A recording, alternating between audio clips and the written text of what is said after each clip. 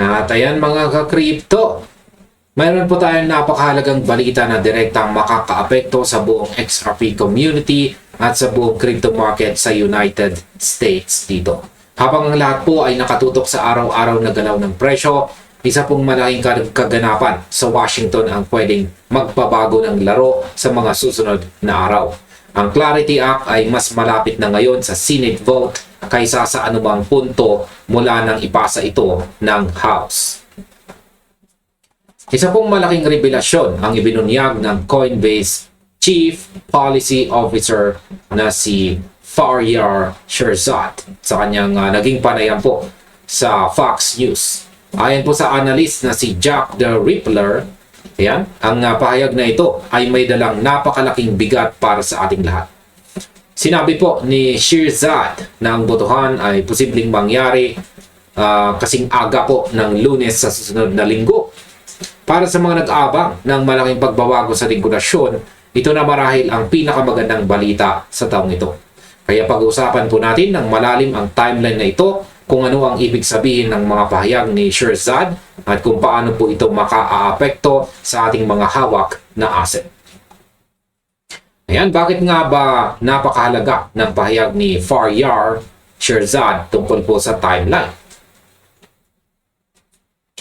Para maintindihan natin kung gaano kalaki ang balitang ito, kailangan nating balikan kung ano mismo ang sinabi ni Shirzad mula sa kanyang pagkikipag-ugnayan kay Senate Majority Leader John Thune. Kinumpirma po ni Shirzad na nagkaroon sila ng direktang komunikasyon sa opisina ng Majority Leader.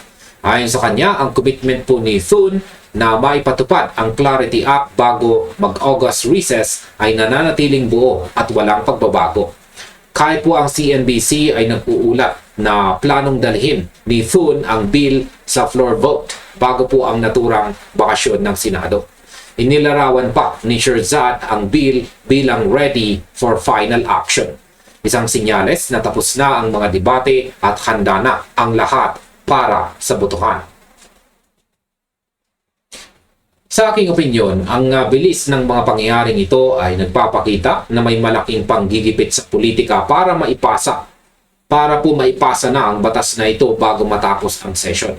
Alam ng mga mambabatas na ang kakulangan ng malinaw na framework ay nagpapabagal sa inobasyon or innovation sa Amerika. Nang sabihin po ni Shirzad na handa na ang bill, ibig sabihin ay naayos na ang mga kailangang amyenda sa likod ng masaradong pinto.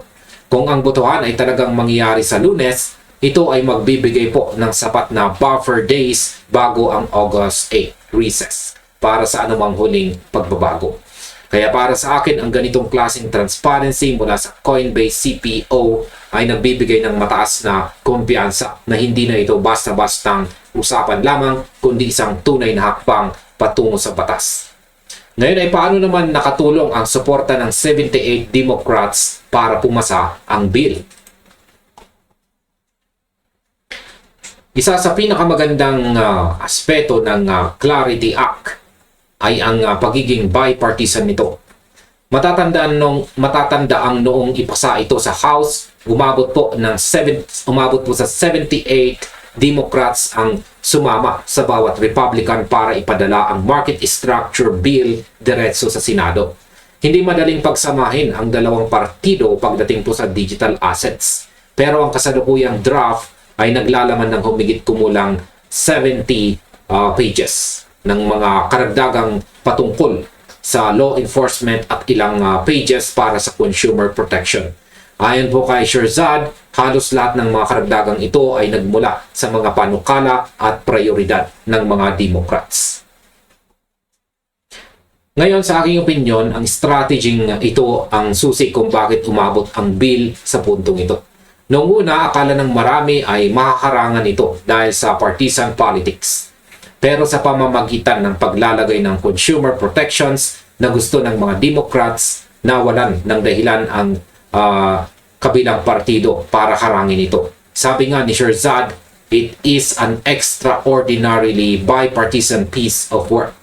Para sa mga XRP holders, napakaganda nitong pakinggan dahil kapag ang isang batas ay sinusuportahan ng parehong partido, mas mabilis itong lulusot sa Senado nang walang matinding sagabal. Ito ang pundasyon na matagal nang hinihintay ng industriya. Isang batas na ginawa ng lahat para sa kapakinabangan ng market at ng mga buyers. Ngayon ay ano naman ang mangyayari sa August 8 deadline at bakit critical ang pensang ito?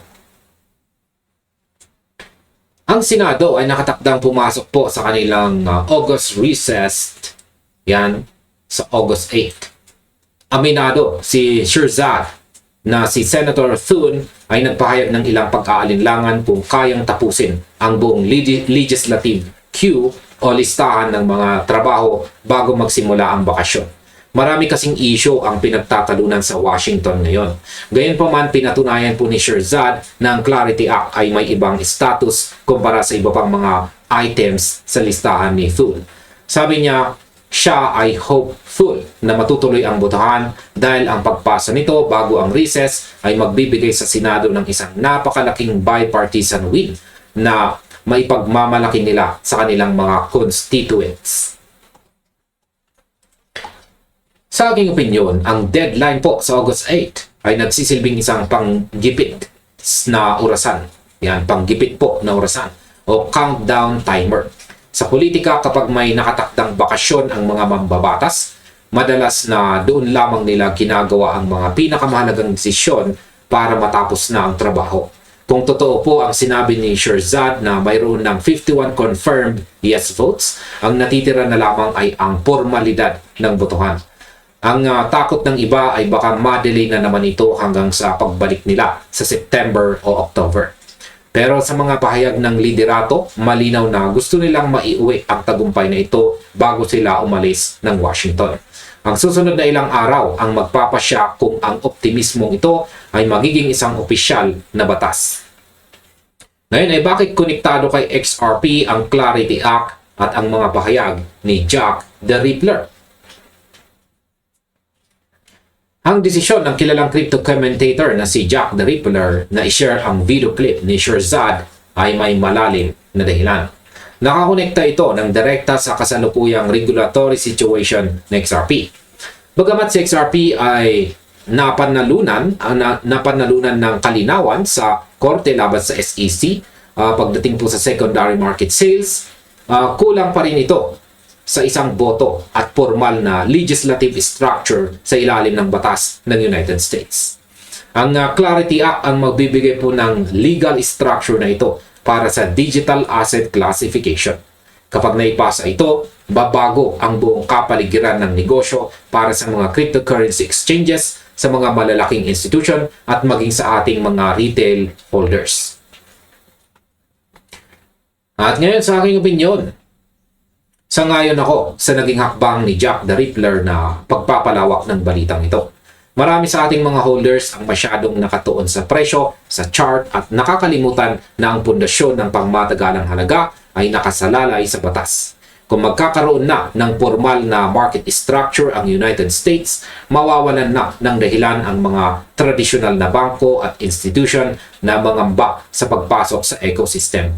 Ang kawalan ng structure ang pumipigil sa mass adoption noon pa man. Sa sandaling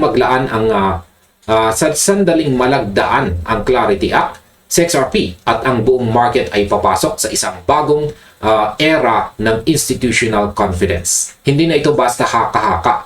Ito ay legal na proteksyon na kinikilala ng gobyerno. Ngayon ay gaano naman katotoo ang 51 confirmed votes at ang pagkawala ng mga hadlang sa Senado? Ayan, ayon sa lumabas na ulat, ang bill ay mayroon ng 51 confirmed vote na pabor dito. Ang tanging naging pangunahing balakid sa mga nakaraang buwan ay ang kakulangan ng boto mula sa partido ng mga Democrats. Pero ayon po sa account ni Sherzad tungkol sa ebolusyon ng bill, dahil isinama na ang kanilang mga prioridad sa kasalukuyang draft, lumiliit na ng gusto ang puwang sa pagitan ng dalawang panig. Ang publikong pahayag ng ilang senador na mukhang tutol ay madalas na bahagi lang ng negosasyon.